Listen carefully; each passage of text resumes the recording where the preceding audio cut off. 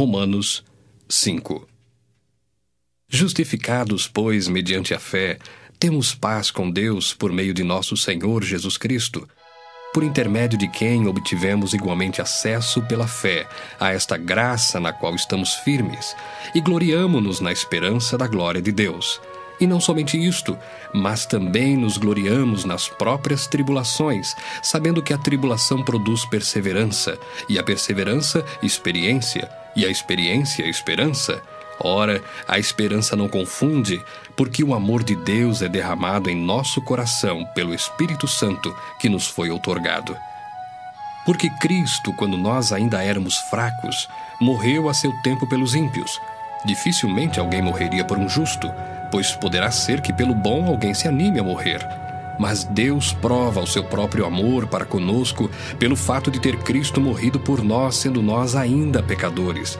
Logo, muito mais agora, sendo justificados pelo seu sangue, seremos por ele salvos da ira. Porque se nós, quando inimigos, fomos reconciliados com Deus mediante a morte do seu Filho, muito mais, estando já reconciliados, seremos salvos pela sua vida. E não apenas isto, mas também nos gloriamos em Deus por nosso Senhor Jesus Cristo, por intermédio de quem recebemos agora a reconciliação. Portanto, assim como por um só homem entrou o pecado no mundo, e pelo pecado a morte, assim também a morte passou a todos os homens, porque todos pecaram. Porque até ao regime da lei havia pecado no mundo, mas o pecado não é levado em conta quando não há lei. Entretanto, reinou a morte desde Adão até Moisés, mesmo sobre aqueles que não pecaram à semelhança da transgressão de Adão, o qual prefigurava aquele que havia de vir. Todavia, não é assim o dom gratuito como a ofensa. Porque se pela ofensa de um só morreram muitos, muito mais a graça de Deus e o dom pela graça de um só homem, Jesus Cristo, foram abundantes sobre muitos. O dom, entretanto, não é como no caso em que somente um pecou, porque o julgamento derivou de uma só ofensa, para a condenação, mas a graça transcorre de muitas ofensas para a justificação.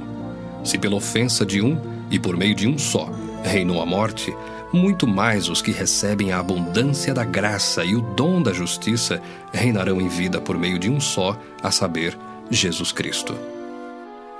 Pois assim como por uma só ofensa veio o juízo sobre todos os homens para a condenação, assim também por um só ato de justiça veio a graça sobre todos os homens para a justificação que dá vida. Porque como pela desobediência de um só homem, muitos se tornaram pecadores, assim também, por meio da obediência de um só, muitos se tornarão justos.